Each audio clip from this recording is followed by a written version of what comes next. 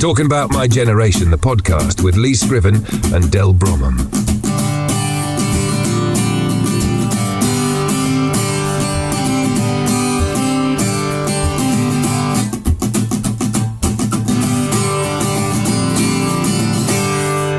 Hello and welcome to Talking About My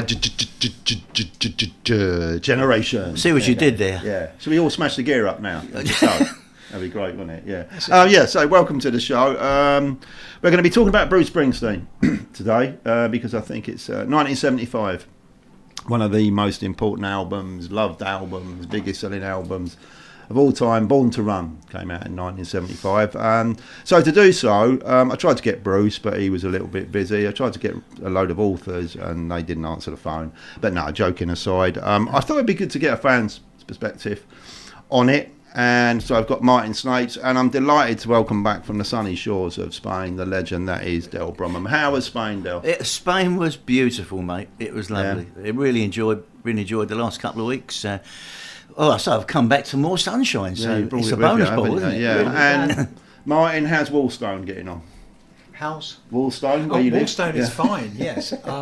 You threw me slightly there. I'm not rich enough to live in Wallstone. Actually. Okay. Oh, it's just over the water, isn't it? I know what you mean. My weather app comes from Wallstone, so yes, it's all good. All good. Life good.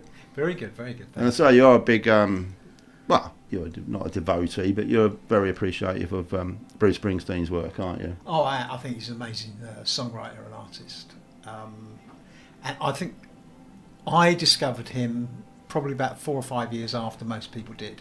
We're talking about Born to Run. Mm-hmm. I heard The River in 1980, and it just blew me away. Yeah. I thought, that isn't a song, that's a movie. Yeah. It was the first thing that struck me. And as a result of that, of course, I started discovering Springsteen in a big way. And I came back and looked back to Born to Run. Right, okay. I'm going to get back to Born to Run after we find out about you. And finally, we're going to get round to talking about famous rock and roll hairstyles, because I didn't notice the other week, we mentioned it on the very first episode, and then Del went into one of his fantastic stories and we run out of time.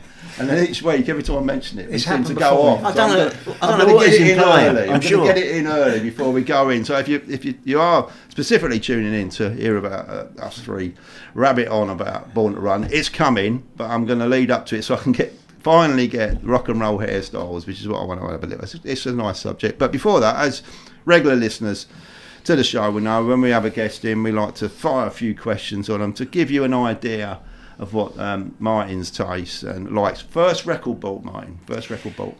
When I'm Dead and Gone, McGuinness Flint. Good song. Yeah. That is a good song, isn't it? Yeah, I do like that. It's got. I don't know why that, and I've read the lyrics recently, and I thought, as a kid, I would have been 8, 9 years just old. walking down the road singing When I'm Dead and Gone. Yeah, my mum was a bit disturbed. She thought, oh, he's a strange boy. 12-year-old. Which Yay, was proof positive, because that was just the start, really. Yeah, you can imagine an A&R man just coming in. You could whistle that and go, "Yep, I'll have that." That's a hit, isn't it? Yeah, just straight away going, "Yep, yeah. Where do you book the studio? You're in." You can imagine it. First gig scene. Oh, first big gig, I suppose. No, not first one. I want to know, was it? We're going to come on to like your musical epiphany. Who was your most inspirational, most inspiring moment seeing live? But was there the gig you went along with your mum or your dad or whatever, or you just strolled into a pub and there was a gig? Can you remember your first gig? I can. Well, not quite a gig, but more of an event. I think we went to Butlins years ago as a family. Yeah. And I remember we were in Bournemouth. No, it can't have been Butlins. We were down anyway. We went to the Pavilion, I think it's called, in Bournemouth, and we saw, and I was knocked out by this guy, a guy called Ken Dodd. Oh, wow. And Karuna. But it was like a variety show. Yeah. So there was an act on called Let There Be Drums. Yeah. And this was at that era where you used to get all these different, and there was Sandy Nielsen. Yeah. Let There Be Drums. All that type of thing, and it was and Ken Dodd was just unbelievable. I might have been in that very same theatre, because my mum and dad used to take me, and Ken Dodd was one of my dad's favourites, and I can remember as a kid sitting, and he got tickets right down the front. Of course, Ken Dodd then picked my dad out, and I can imagine my dad's face, bright red, almost exploding, and because he couldn't stop laughing, I thought, he's going to have a heart attack in a minute. But I remember seeing him. And he was, of course, the Springsteen of comedy, or the other way round, because you couldn't get that guy off stage. He used to pay. He used to pay the theatre's staff if it went after midnight. He used to pay him. You're not going home yet. I went to see, just change the subject slightly, I did go and see Danny Baker, who's got the same reputation. It's good, but he was okay. Oh, it's fantastic. But let's not go into Danny Baker, because that is a whole show in itself. I cited Dr. Feelgood as the band, even though my first gig was seeing The Who, funny enough, at Charlton. That was my very first seeing a live band. I cited Dr. Feelgood at Dingwalls as being the most inspirational gig that made me want to be in a band, and I believe quite poignantly now that Dell's yours was Terry Reid, which we're going to talk about later on, wasn't it? So was there a moment when you might have been a little bit older that you saw an act or saw a band just thought, I'm doing this? Yeah, absolutely, clear in my mind, because I'm slightly older than you, Lee. I went to the Lyceum ballrooms and I saw the Who premiere Quadrophenia. Wow. In 1973. Yeah. When it was released, me and my two mates queued up all night to get tickets because it's 3,000 capacity, and we managed it. We got the tickets. I won't tell you all the stories attached to trying to get those tickets, but anyway, we got there and then finally went to see them, and they would have been probably 26, 27 then, in their absolute prime. And we were probably only 10 yards from the stage where we got in. Nice. And it was the original lineup, of course, and it was absolutely stunning. They were a bit all over the place trying to do Quadrophenia. Well, it was with the tapes, wasn't it? And people said to me afterwards, it wasn't a particularly brilliant show. That's not what me and my two mates thought, because we saw it for real. And what I did see was Townsend. We used to have these arguments at school. Oh, he doesn't really whirl, he doesn't really hit the guitar. I said, when I watched it that night, I saw this blood splattering. It was just caught in the lights. And his fingers, they were all over the place. Did you see what he did about 15 years ago? He decided to start using the Fender Stratocaster with the tremolo arm on it, the whammy bar, if you know. Yeah. And he's done the windmill, and he's actually speared his hand, and it went straight through his hand. Yeah, he did. Get that, and you've got to. I didn't know that. To go through a Strat tremolo arm, which is quite rounded, you've got to really be hitting it. Well, that's impressive. I've got to say, I'm in envy. I remember that gig. I remember because I was about, I'd been about 13 seeing it, and I was just that little bit too young to venture out. But I've never seen such intensity and energy. No, but I envy you. You probably saw them at their peak, actually. Oh, it was shocking. It was just a moment where you thought, wow. And my favourite, one of our favourite. We've mentioned this before, and again, Dale and myself agreed on this occasion. Now, one rock star you could bring back, who sadly left the building, and we both agreed, Steve Marriott, for the main reason that we felt when he left the room, he didn't really realise how much the world loved him, kind of thing. But you can choose who you like.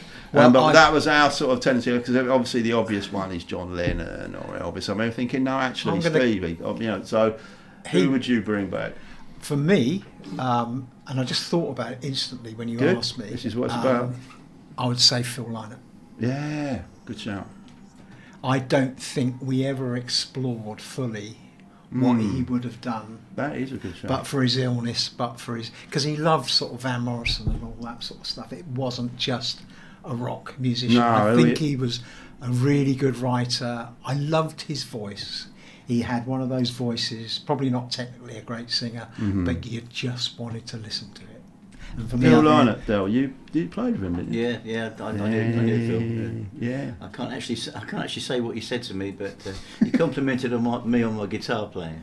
Nice. You can play the thing.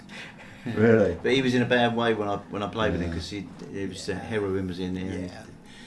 Not good. But I totally concur with you on that one, because. You know, I don't know, maybe it was the time. I think maybe management around him felt that they had to, you've got to channel yourself to the rock thing. But, you've only got to see on the album. Thin Lizzy were a little bit like my band, Stray, in some ways, because you would classified as a rock band, but when you got the album home, you got Sarah on there. Yeah. Yeah. You're right there, Dale. Which I played You're the right. other night at my. Well, son's there you wedding. go, and I think that kind of just shows you what he was capable of doing, you know. Yeah, and I don't think we really. And you're right, it wasn't explored. We didn't even No. scratch the potential, I think, because he had one of those voices which I think was universal. Mm-hmm. No, I Could think sing on anything. I think you're right. If he'd Yeah. have still been alive now, I think he would have been Yeah, big up star. there as one of the songwriters. I Superstar, think he would, yeah. have done, Yeah. he would have done that. Hadn't thought of that one before, Martin. But No, that's a I good think, one. yeah, fair play, Martin. You're Yeah. slaughtering us here. You're doing very well. Right, at that point, this is good night. Yeah, we'll go now. One gig you could go back in time and see, and it may be the Quadrophenia one again to take it in more. Is there a gig? I mean, yeah, I've sort of mentioned Woodstock and things like that. Yeah, is there a gig you would really? I probably would like to have gone to the Rock and Roll Circus to see the Who doing a quick Yeah. one. You know, there's a lot of gigs and there's moments. Is there a moment in time rock history you're thinking, Yes. here's my time machine, I'll punch that in, I'm going to go and watch that Yeah, now. I can think of one. Go And on it's then. just had its anniversary. It was when Bruce played Hammersmith Odeon in '75. Yeah, when let's he talk first about that came. because he's played that down, hasn't he? Yeah. He didn't enjoy it, and I No. think and I'm going to jump a little bit. We're going to come back and we'll do one more after this, but let's just move into Bruce because that's a good timing because it's very interesting that gig because he was marketed so big, so cleverly, I think, in the States. He was uncomfortable I with mean, it. they spent £250,000 that year Yeah. on just marketing, I didn't and know another that, but 40. that's a huge budget I then. don't know what the equivalent is, but that's a lot of money. That's a lot of money. And of course, in America, it was like the second coming. You've got to see the saviour Yeah, of yeah. rock and roll, Yeah, yeah. which The I think future of in rock and roll. America Yeah. really worked. They were ready. They love stars, don't they? Yeah, They they don't have this sort of attitude that England has or Britain has. I'm not sure about Europe. You might go on, tell me, Del. Is that people get a bit jealous when you've got the roles, whereas in America. So I think they were very welcoming. And of course, they thought, well, that worked. We'll do exactly the same. London, are you ready for Yeah, Bruce yeah. Springsteen? Yeah, it was And huge. it's like, what do you mean? You know, you don't do that to London, do you? No. You know, No. you don't do that in England. No, and I All think the press he- suddenly went, oh yeah, well we ain't had the record yet. I think But early he on, just was on a no-win, wasn't I think early on, Bruce had a respect for that. What you were just saying. he? Yeah. He understood. He understood the Beatles, the Who, Kinks, all that Yeah. stuff, and it's been pretty well Which he documented loved, since. didn't he? He loved. Yeah. A lot of his Dave favourite, Clark 5, apparently. a lot of his It's a favourite paradox, writers. really, isn't it? You know, Yeah. the kind of guy we assume he is, getting caught up in the big machine, which he quite often went against. You know, as I said before this started, I was in America on tour in 1975. Everywhere you went, every city, everywhere you went, huge billboards, Bruce Springsteen, Born to Yeah. Run, you know, the telecast and all that. Everywhere you went, so a lot of money was being spent, either or between his management company and CBS. It was massive hype. It really was, and he's talked about it since, and he was uncomfortable with it. Oh, okay, that's interesting. He said, "I knew I Yeah. had to earn." He said he was very, very nervous when he did that first gig. Apparently, he drove around town taking posters down Really? with his rolling. He was so upset about it. Literally, all the posters outside the venue, he just ripped Yeah, them and I all to think bits he- because about this, you know, the second he coming. saw it as a Are you lack ready of for Bruce respect. Springsteen? And, Yeah.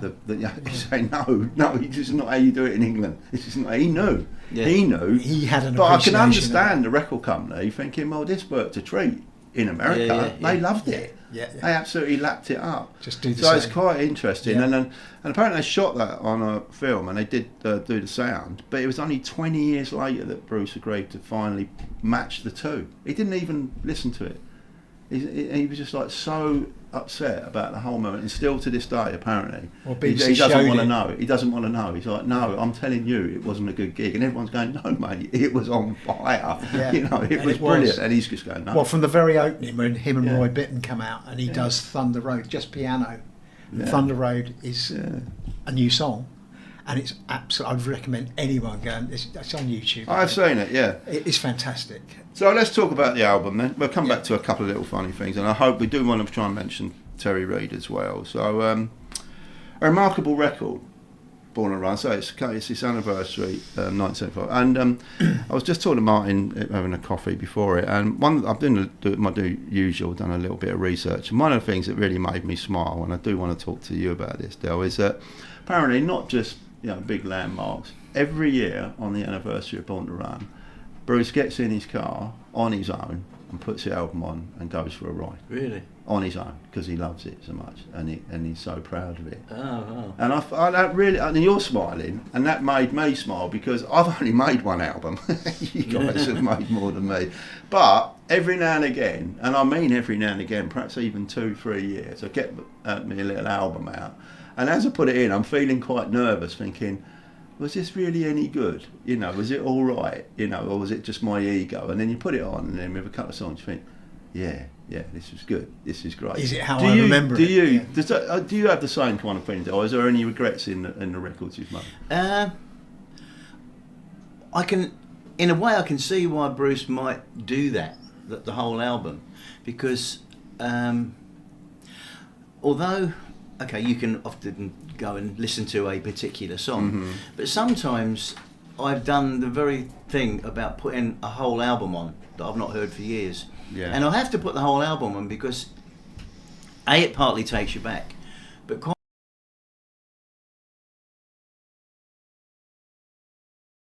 we talked about this before, having a running order. I want to talk about it again, yeah. And the running order, and it's nice to put it on, and it's almost like the affirmation that I got it right. Yeah. And I think probably with Born to Run, he might not just play a track. He says he just put plays the whole it thing on non-stop. and listen to it from start to finish, and it's kind of, I've done that. I want to come back to that, Martyn. You've made some great records and albums, and same for you. Have you gone back with any regrets on it, or does it give you a lift? Well, as I said, that Big EMI album I made many years ago, I listened to for the first time in years the other day. I did mention this to you just Yeah, we were just talking about it. And it was quite an odd experience. One, I think how much it sounded like the 80s was very evident to me. There's some great players on it. Pete Thomas on drums. It's almost like it's another person when I listen to it, and almost like removed, watching down on myself almost. It's strange. Strange feeling. Right, getting back to the album, Dale, you've hit the nail on the head there, because I actually went for, I like walking and that, and I listened to the album as a complete album, and we don't do that anymore, which is, I mean, perhaps we do more than other things, but it's generation. And listening to it again, I didn't realise what a fabulous soundscape it is. It's just a movie, like you say. Yes. It really, and there's like, it's very like a Serpico of the time, that famous film, and the look and the punk. It's very punkish. I mean, that's what people won't understand. That in America, he was sort of regarded as a bit of a punk. He had that look. I was in England, it meant a completely different thing. And it's getting away to the sun and travelling. It was such an American. It's an American movie, and it's like, it's a shame that art form. And the thing that amazes me, 40 minutes, about 43 minutes in entirety, that changed, not only changed rock and roll, but changed his life completely, because I think, as you will know, Martyn, and they all know, it's like he was under incredible pressure for that album. Yeah. He was basically told he was going to get dropped if it didn't work. If it didn't work, and I think that, and I'm going to come to both you two songwriters on that. Perhaps that's a good thing, because he suddenly had to sort of think out a little bit commercially, though keeping his integrity of changing it. Could be the Hungry Fighter Syndrome. You could play that on an acoustic guitar, 10th Avenue Freeze. You could play that on I mean, there's songs on there. They're just great songs, but then he gave it this soundscope. So, have you ever been under pressure like that, Del, to sort of come up with stuff? And does it help, or does it hinder?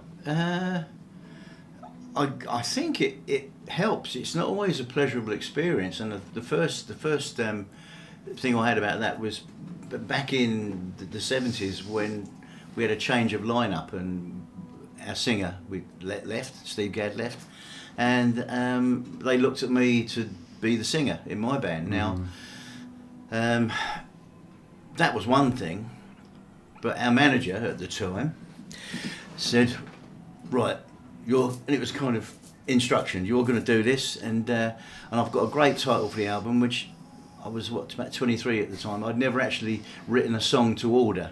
Right, the next album is going to be called Stand Up and Be Counted, and you're going to write the song.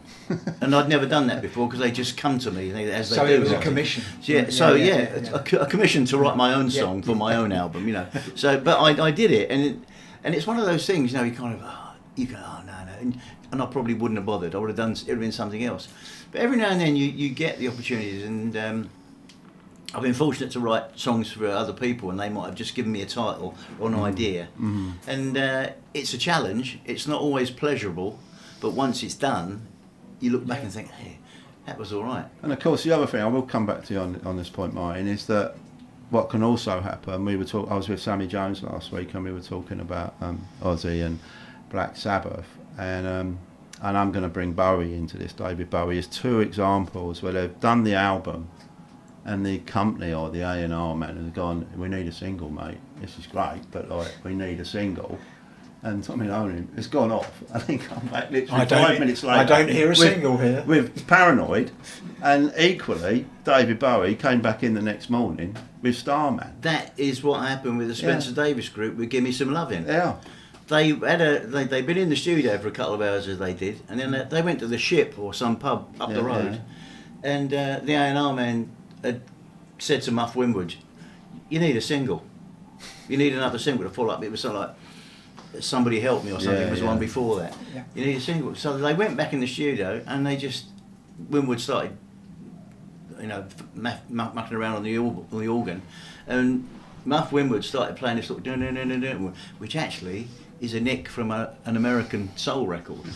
But he was playing this riff, and he happened to be playing it in G. So Winwood's went to go, write some words for that. Right. And 20 minutes that took to write. Yeah. Give Me Some Lovin'. One of my favourite songs of all time. 20 minutes. The man in question had a similar situation going forward a few years. Born in the USA album, his most successful album ever. Yeah. I think it was John Lando, his manager at the time, said, oh, don't hear a single on this, Bruce. It's a great record. And he got quite irked about that, apparently. They all do, don't they? Yeah, went off that night, what are you talking about? Staying in a hotel, acoustic, came back in the morning with Dancing in the Dark. Wow. Absolutely a true story. Yeah. Yeah, you're right. And, I've heard that. Yeah. So that's the point I was trying to. Sometimes, we can all moan about having pressure. The pressure is good, I think. I know we've done stuff where I've given you ideas, but let's not go down that route. But it's easy easy, especially if you get a modicum of success, just to coast it. Yeah. And you lose that kind of, you know, when we're all starting off to do it, you've got a little bit of fight in you. Yeah. And then it starts to get easier. And that's the clue where it sometimes goes wrong. Yeah. Yeah, interesting. Yeah. I think pressure is good sometimes, but it's not for everyone. No. And sometimes it can be too much. But I think I've always responded pretty well to that. It opens my brain up. Can't speak for everyone. Yeah, I think if it's a nice challenge, not an aggressive one, of course. Go on then, and what you got to lose? You know, it's bring it on. I'll show you then. You know, we've all got that in us. Otherwise, we wouldn't be doing what we're doing. Yeah. Getting back to Bruce, so he'd done his first two albums, just wasn't working for him, was it? It wasn't. Again, probably because there wasn't a great track like Born to Run amongst it, but. Fair play to the record company. I know, we're painting a picture here of where they're saying they gave him an ultimatum. One of the interesting things I've done when I've been analysing this and getting some news on it, it was the son of the CEO who apparently saved Bruce Springsteen's backside because he'd seen him live. He played at his university, and he heard through the grapevine that his dad was going to drop him. And he literally went in as a teenager and said to him, Dad, whatever you do not drop Bruce Springsteen. And he went, well, what are you on about, And he goes, no, he's absolutely brilliant. 5,000-10,000 people at university, once a month. We love it. And you're losing it if you get rid of him. So it's like he owes this son on it. But he grasped the moment, didn't he? And he was, he's the best live performer I've ever seen. I mean, I've never seen Michael Jackson live or when he was at his peak or whatever, but Yeah, he'd have to he be up there, just wouldn't has an understanding of what. One of my favourite stories is when during Amnesty International, it was in the mid-80s, Sting, Peter Gabriel and Bruce went out and supported this tour, and they alternated every night, so there was no... Right, okay. It just revolved round. They did quite a lot of gigs, and a lot of people said Sting in particular, to a lesser extent Peter Gabriel, went and indulged themselves a little bit, but they were massive stadiums, and Bruce thought, why would you change what you're doing? You can talk about what you're supporting and stuff like that. He genuinely didn't get it. He said, I'm going to go out and entertain them, and he did. You know, The great entertainer there, wasn't he? Great it's the he's got that charisma factor. Mm-hmm. Do you know what I mean? And he worked hard at it. There's another story, and I love this, it's in his book, where he was just as a young Bob Dylan type guy with a beard, harmonica, got a few gigs in and around New Jersey where he was, and he played this bar. He said there's a few people in and it went quite well, and he thought it had gone quite well, and he went to the bar afterwards to get paid. The guy said, "Did you enjoy it?" He said, "Yeah, I loved it." He said, you going to invite me back?" He said, "No, you're sacked." So I don't understand. He said, "Go across the road and look how they entertain." And over the road was the big man playing in a band. He said, and I just stood and watched them and was shocked how good they were. All the James Brown stuff, the Otis Redding, the Manic Preacher. He said, I learned so much watching them. He said, and I realised, if I'm going to do this, I'm not good enough to not have all of this going on. You've got that skill, Dale. You really engage with your audiences on a level, you know, the same level. So you don't talk down to your audiences, you just talk to them. And I think that's why Australia remain such a popular band. Does that just come natural to you? Well, I think I first started doing the solo, like acoustic things, about 2004. But that was really kind of music. When my book came out, shameless plug. Yes, still available. Rock and Roll Survivor. Just cinema now. No, when it first came out, just prior to that, I mean, I've seen Bruce in concert with the band, 3.5 hours worth. But he did 2 weeks in a little theatre in New York. Yeah, just him and a piano and a guitar, and that.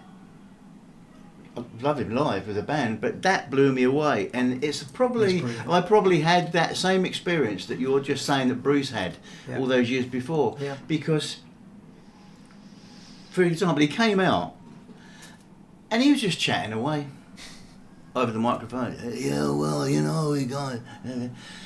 And then when he actually got to the punchline, you realise he'd been explaining the song, but you didn't realise he'd been explaining the song because it was so flipping clever. And then he goes into the tune, and then he does the same sort of thing, and he'll sit on the piano and do something.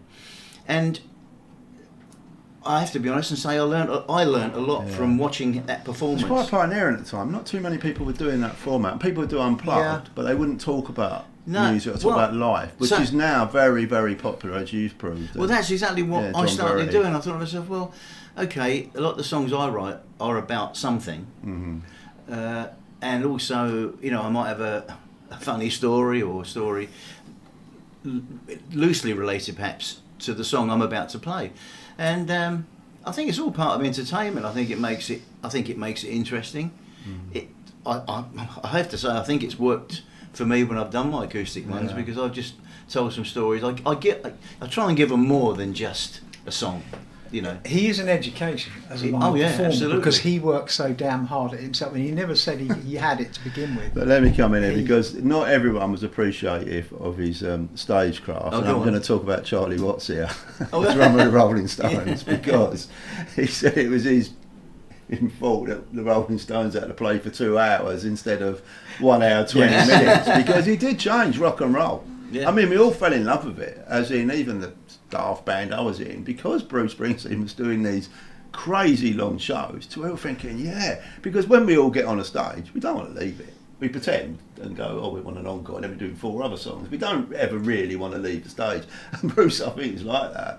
But it did change rock and roll, but I did love it. But the one thing I've got to talk about you guys is, we're of a similar age, right? I'm going to throw this at you, and Chris might press the stop button, but I can't work it out how Paul McCartney, Elton John at Glastonbury, and Bruce Springsteen do these shows without going to the toilet.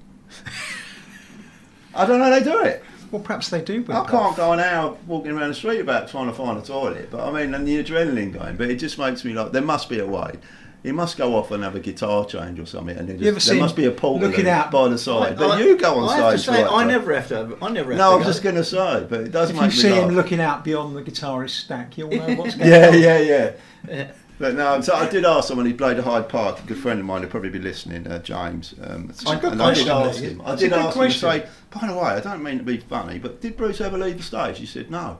And he goes, why are you asking? I told him, and the other thing is, but I thought I had to ask, thinking if he goes off and comes back with a new shirt, you know he's been to the toilet. But fair play to you, Bruce. And the other thing is, you know, a lot of bands, you know, you see them got the bottles of water on stage like that, and they drink. It might not be water, it might be something else. But I guarantee you, I can guarantee you that I very rarely even take a drink.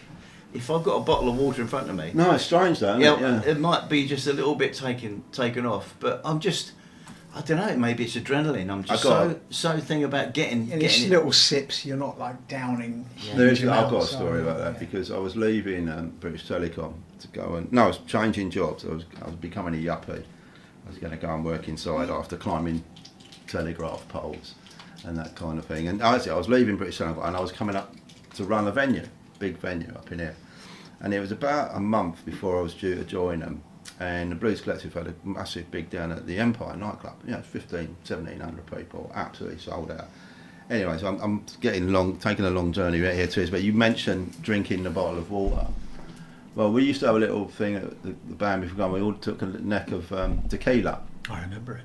And then some idiot poured the tequila into a bottle of water. Right? Yeah. So you know what's coming. I've done you remember the Collective, do about 4 songs. On the slog, absolutely covered in sweat. Fantastic gig. And I've picked up what I presume to be a bottle of water. But by about the 4th gulp, I'd realised it was tequila.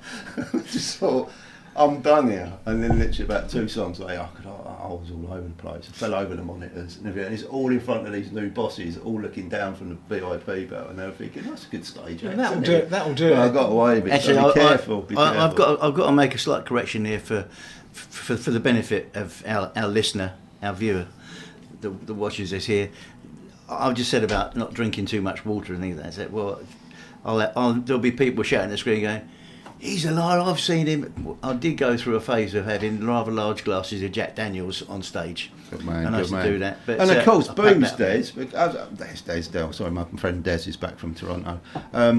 Booze, you chose Booze over seeing Bruce live in 1975. Yeah. Tell the listener, you were telling us before. I'll probably get sued, but not the full story. No, okay, I won't give you the whole story. But it was Dallas in Texas. I was on tour there in 1975. Bruce was just doing all the clubs, and I was the next day we were going to do the venue that Bruce was playing in. We was in the hotel, and over at the bar came Bruce's road manager. He said, "Hey guys, you want to come over and see Bruce tonight? He's in town." And we said, "Oh yeah, that'd be nice. Yeah, be good. Yeah."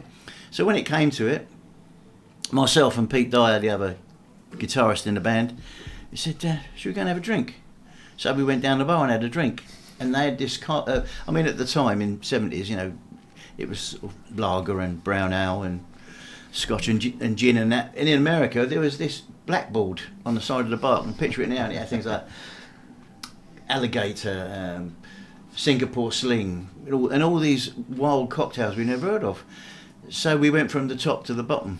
Brilliant. And drank every one of them, and like the barman behind the bar, and we missed Bruce Springsteen because we drank all the cocktails that the barman had on his blackboard, and he didn't charge us a penny. We were the only 2 in the bar, and how much are you? And he said, "Nothing. You're a guest in our country.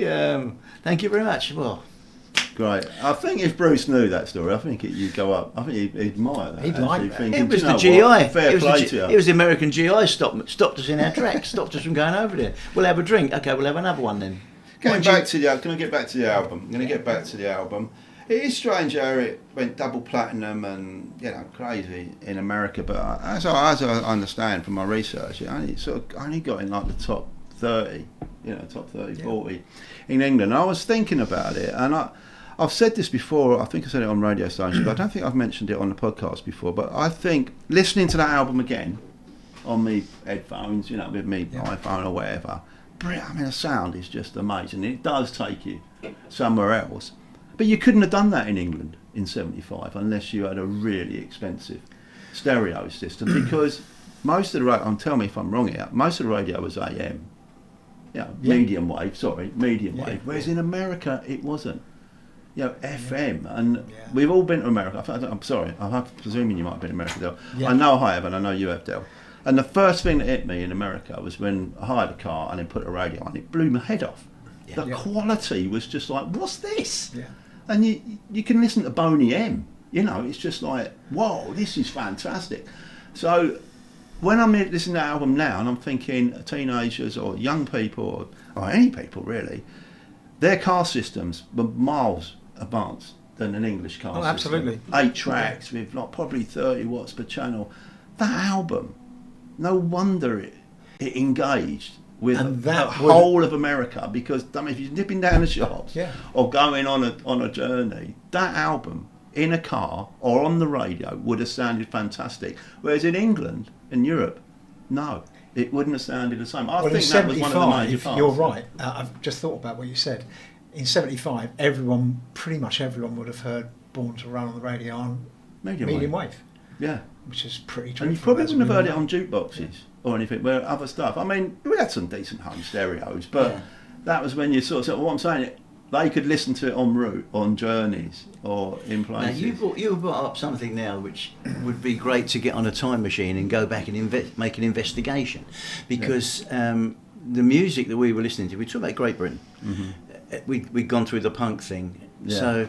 Well, punk was just coming in. 75 would have been Dr. Feelgood. Yeah, that's right. But it got quite basic, and 10 years before, as I said before that we started this, it has that kind. Born to Run has that kind of Phil Spector, big sound. It's just beautiful. But I'm just thinking now. He was the first guy to do that. Rock with Spector. But I'm just trying to say the time machine bit I'm thinking about was, I can remember, and it must have been around that time, and I wonder if it was just before Born to Run or just after, that they started bringing out the compilation albums of Phil Spector, and the first Phil Spector Christmas album on vinyl. No coincidence, I wouldn't think. Well, there was a big rock and roll revival, 72, 73, wasn't there? The famous Wembley. Yeah, rock and roll was back in. It was American Graffiti, That'll Be the Day. That might have been a bit later, I don't know, but definitely American Graffiti in America again. Listening to it in cinemas, which I keep going on about, is such an important I went to the gig at Wembley Stadium with all the old rock and roll stars. American, absolutely brilliant. 75, the same year. 75 year, the same year as that came out. We went to the cinema in America because Jaws had just come out there. Oh yeah. And you say about they didn't only have that sound sorted out in the car stereos, the cinema. Well, that's what I've always been on about. We saw Jaws in the cinema in America, and it was incredible, the sound.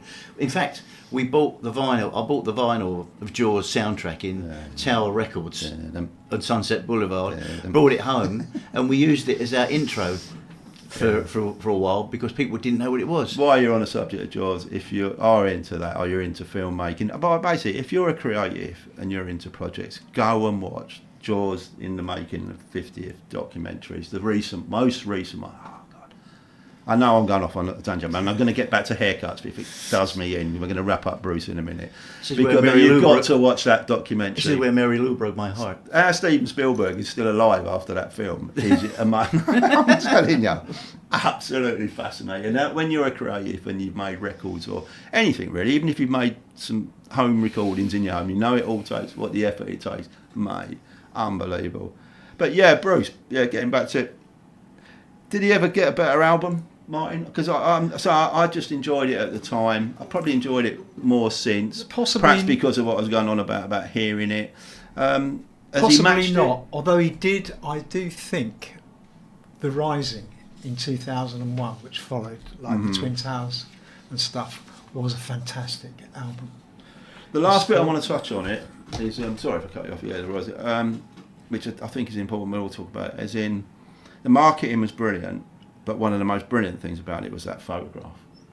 The photograph on the cover. And again, I've done some research, and Della know about this. I did John Verity's book cover a little while ago, and last year and what have you.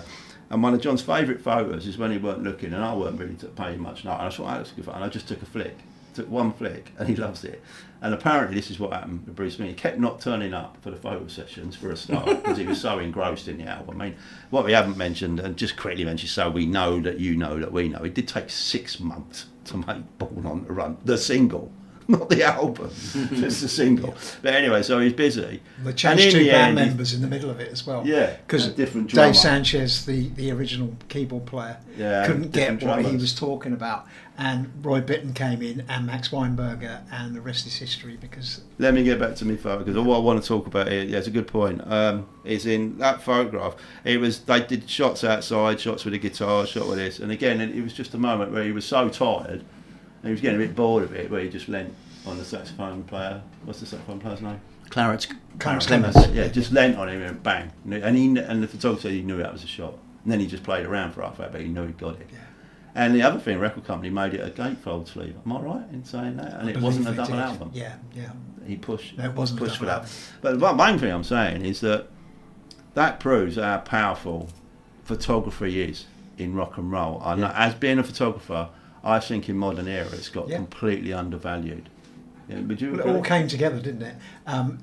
To make that a classic album, or give him the push that he needed, because he was a cult star in America. Yeah, big cult. Yeah, I mean. Then very Born to popular. Run happened, and he was a much bigger star. And of course, then he was a off the scales star when Born in the USA. Mind you, I've been called a cult.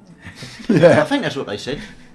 Yeah, but it's sad, because I think the power of photography perhaps is another topic for another podcast, because I think photography and rock and roll Yeah. are absolutely. together. Yeah. And I find it very frustrating when I've done some concerts this year at the bar and other concerts where you get this three song rule, and it's just like, do you really know the power of photography here? You know, I could just by mistake like that, and like so many great photos, you don't plan them, you just get one, you get lucky, it's a hundredth of a second, and suddenly you get it. But that image can last a lifetime, and it can actually make a career. You know, it's that powerful. Yeah. Simon Ronaldo, keyboard player in Stray at the moment, and Pearl and Revolver. It was his 50th birthday on He's looking well on Saturday, 50, yeah. and Annie, my other half, got him a birthday card. You know, there's a certain company online you can get. Yes. And it's like the front page of a newspaper. And one of the best photographs I've seen, Mr. Scriven, you took it, of Simon at the stables a couple of years ago. And it's, you've caught him on the keys. I think I've seen that. with the light beams coming down. It's a great And shot. he phoned me up, he said, that looks fantastic. I said, impressive. that is I'd love my to see that. favourite photograph. He said, Lee Scriven took that. I said, I don't know, he did. It's a fantastic picture. That is a classic rock picture, that is. I did wait for that one. That one was a mistake. I'm not. It's not unblemished. I'm just photographers will know. You do get a lot of great photos by mistake, but I did see the lights that night and just thought, wait. So he's And got then- that for life now, the 50th Yeah, birthday it's card. lovely. Oh, It's that it's picture. nice to hear. you Do capture you know what? That's all the payment you need in Capture a photography. moment, A lot of people try and charge photography. I don't. It's just like, if you take a photo that someone cherishes, that's payment in itself. I'll I like WhatsApp that. the picture to you. You can see it. Yeah, do it. Right, we've spoken about Bruce. Any more you want to say about Bruce? One thing. Yeah, go on. There's a great quote I saw, and I can't remember who the journo was and who it's quite attributed to, but I saw it. They try to sum him up in a phrase, and it was, he chronicled the distance between the reality and the American dream Yeah. for 50 years. I loved Absolutely. that. And that's very true as well. Yeah. Very true. Right, talking of geniuses, Del, let's quickly, before I get on to it, wind it up with my haircut thing. We don't spend too long. Right. But we are going to do it, otherwise I'm going to lose it. Terry Reid. Terry. Someone who's actually going to try and get on this show. It just shows you how. He was going to be on here because he was coming over on tour. Yeah. And it was cancelled. I didn't realise how ill he was actually. But what's pleasing for me, Del, and I'll let you sort of say everything about Terry, because I'm not going to pretend that I've got great knowledge of him. I know about him, but you've got great knowledge. Well, what was really pleasing to me that we're all analytics and everyone knows what I like, but I got to say, Telegraphs and the national media, and they all picked up on it. Yeah. What a genius he was, which I was really pleased for you, and for his family, because I say I'm not going to try and claim anything here. I just knew of him. I haven't got a record of him. I'm just going to be honest. I knew even less about him, Lee. Yeah, I mean, once I discovered him, Del Sawyer, I did know about him because of my Led Zeppelin fashion thing, and I did check him out when I was back in the day. I think, he was good, wasn't he? I can see how he would have done it. Yeah. I could see how he would have done it. But I thought that was lovely. But your own thoughts, really, Del. But your own thoughts on the third party. As I said on one of our first podcasts, I'd seen him, and I'd never seen anybody on stage with charisma like that, and like he was in the Marquee Club, and it was like he was singing to me, and the range of his voice was incredible, absolutely incredible. I'd never heard anything like it. The only other guy like it for me was Steve Marriott. And would Steve Marriott have looked up to him? Would Steve? I don't know, because they were mates. Different? They were mates. They did know each other, but I would imagine there would have been a mutual respect, because that sort of Hendrix Beck, Jeff Beck, because I know you're the best. No, I'm the best. You're the best. Well, that kind of thing. Like I knew Steve as well. I knew Steve Marriott, and he was.